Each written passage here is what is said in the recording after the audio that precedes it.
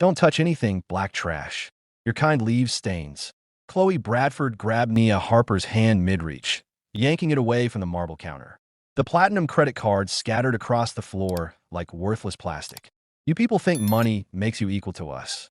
Chloe's voice sliced through the Regal Meridian Hotel's lobby, her grip tightening, nails digging into Nia's wrist. This establishment has standards. Nia's jaw clenched, but she didn't flinch. Guests in $1,000 suits froze, their curiosity sharper than pity. Tara Nguyen lifted her phone, trembling as she started to record. "Ma'am, please let go of my arm." Nia's voice stayed calm, but her eyes burned. Chloe released her with a disgusted shove. "Security will escort you through the service entrance where you belong." Nia straightened her yellow blouse, hiding the flicker of calculation behind a polite smile. She glanced at her Cartier watch. 2:47 p.m., 13 minutes until the board meeting upstairs. 23 executives waited. She had exactly 13 minutes to complete her mission. "Your reservation doesn't exist in our system," Chloe said, her manicured fingers dancing on the keyboard. "Nothing under Harper anywhere." Nia placed her iPhone on the counter, the email open on screen. "Reservation ID, RM472891, paid, confirmed." Chloe barely looked. "Anyone can Photoshop that. Do you have identification proving you can afford this?" Her voice rose, drawing stares. "Brandon, I need management now." Brandon Ellis appeared, 26, crisp suit, confidence polished into arrogance. "What's the situation?" "She's trying to use fake documentation for the presidential suite," Chloe said.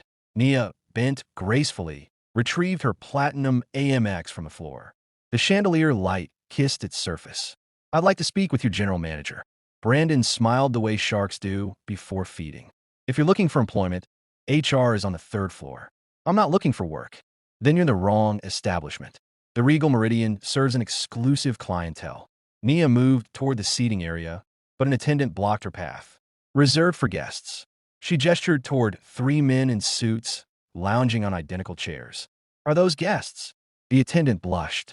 "They have meetings booked." Nia turned to the concierge.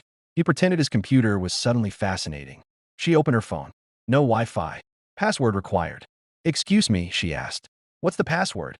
"Guests only," he replied. "I'm a guest." "That's disputed." 2:50 p.m., 10 minutes left. Her phone vibrated. Langford and Pierce Investments. She ignored it. Brandon whispered into his radio. Nia crossed the marble floor to the Meridian Grill. The hostess smiled until she saw her. "Table for one, please." "We're fully booked." She didn't even check. Half the tables were empty.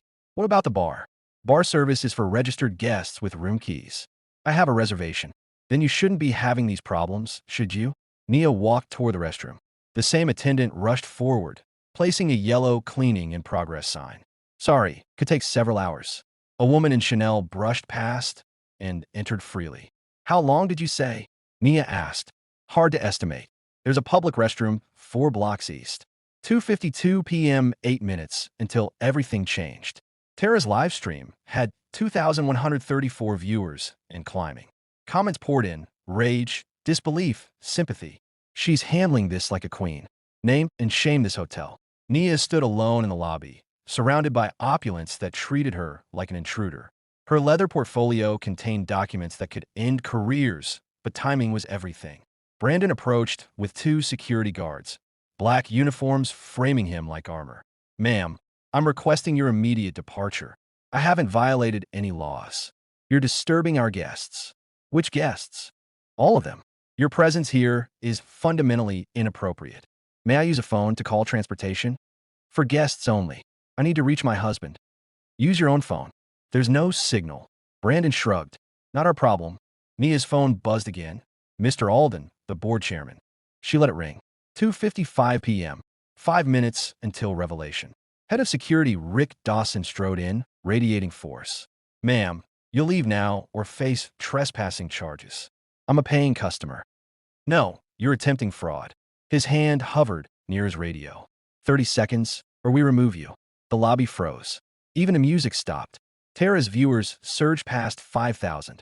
The hashtag Regal Discrimination began trending citywide. Nia, check her watch. 2:57 p.m. 3 minutes until the most expensive customer service catastrophe in history. 3 minutes until every person here realized they just destroyed themselves. The best revelations come from those who appear powerless. The marble staircase echoed with heels. Margaret Ellis, general manager, descended like a monarch. What is happening in my lobby? Brandon straightened. An individual refuses to leave. No reservation under her name. Margaret's cold eyes assessed Nia. You verified multiple times? Yes. Nothing under Harper. Nia met her gaze. Miss Ellis. Confirmation RM 472891. Présidentielle suite. Perhaps your staff needs retraining. Margaret's laugh was pure frost. I've managed this hotel longer than you've likely held a real job. Our systems don't make mistakes. People do. A silver Rolls-Royce Ghost pulled up outside. Nia turned sharply. That's my car. Please tell the driver to wait. The valet hesitated. That vehicle belongs to one of our VIPs. Nia held up her key fob and pressed. The Rolls's lights blinked twice. The valet's face drained of color. That could be interference. Call my driver then. Henry Dawson. Silence sliced through the air. Upstairs, 23 board members waited for their 3 p.m. meeting with one punctual woman. Nia Harper, newly appointed CEO of the Regal Meridian's parent company. But down here, no one knew that yet. He's been with our family for 8 years. We don't provide communication services for non-guests. Henry, a composed man in his 50s, stepped from the car, his sharp eyes finding Nia through the glass doors. Confusion flickered as he saw the crowd. 2:58 p.m. 2 minutes until everything changed. Margaret stood inches from Nia. You have 60 seconds to leave, or the Chicago police will remove you for trespassing. You're arresting me for standing in a lobby. I'm offering you one final chance to leave with dignity. Riquet Radio Craquel, Police en route. Tara's livestream surged past 8,000 viewers. They're calling the cops on her for existing while black, she whispered. Outrage flooded the comments. Nia's phone buzzed again. Chairman Alden. She answered. Nia, where are you? The shareholders. Rick snatched the phone. You're not permitted business calls here. That's my property. Not until you exit. He slid it into his pocket. Nia's patience cracked. You have no legal authority. I have authority to maintain order, he said. Margaret motioned to a nervous server. Bring that tray. She lifted a glass of ice water and poured it over Nia's blouse. Gasps. Phones rose. Water streamed down marble. You just assaulted me, Nia said quietly. I offered refreshment, Margaret replied sweetly. 2:59 p.m. 1 minute until revelation. Henry entered the lobby. Mrs. Harper, are you all right? Sir, don't interfere, Rick warned.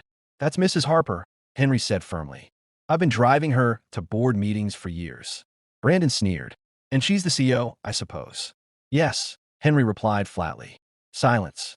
Then laughter, nervous, brittle. She's impersonating executives, Margaret said. Sirens wailed closer. Viewers top 15,000. Nia reached into her leather portfolio. Miss Ellis, she said, voice like a blade. You might want to reconsider your position. Are you threatening me? No, Nias Mail Fantli. I'm enlightening you. 3 p.m. The unveiling. She produced a folder, the Harper Global Holdings logo gleaming under chandelier light. Another sheet followed, official seals, signatures, certificate of majority ownership. Regal Meridian Hotels. Brandon read shakily. Nia Harper, Chief Executive Officer, 73% controlling interest. The lobby fell into stunned silence. Tara's viewers skyrocketed past 20,000. Rick's hand froze. Margaret's color drained. Nia laid her corporate ID beside the papers. Would you like to verify this? The executives you call are upstairs waiting for me. Chloe collapsed in her chair. Henry straightened. Mrs. Harper, shall I inform the board you'll hold today's meeting here? Yes, Henry. They should see this firsthand. Brandon stammered. This must be a misunderstanding. No, Nia interrupted. Your staff denied the owner service. Your manager assaulted me. Your security stole my phone. And you called the police to arrest me on property I own. Rick handed back her phone, trembling. I was following protocol. Whose protocol authorizes prejudice? She asked coolly. Margaret's voice cracked. Mrs. Harper, we didn't know. That's the problem, Nia said. You judge first, verify later. The elevator chimed. The board entered. Chairman Alden leading, expression frozen. Nia, are you all right? She faced him, soaked but composed. Perfectly. Ladies and gentlemen, meet the case study for our discrimination prevention initiative. Cameras flashed. Live streams soared past 30,000 viewers. The trembling staff stared at the woman they'd humiliated, now revealed as their employer. Our problem isn't isolated complaints, Nia said. It's systemic. She adjusted her drenched blouse, unbroken. Now, let's discuss how we rebuild this company from the lobby up. The meeting would not happen upstairs. It was happening here, in full public view. The day humiliation turned into revolution, and the world finally watched accountability arrive live.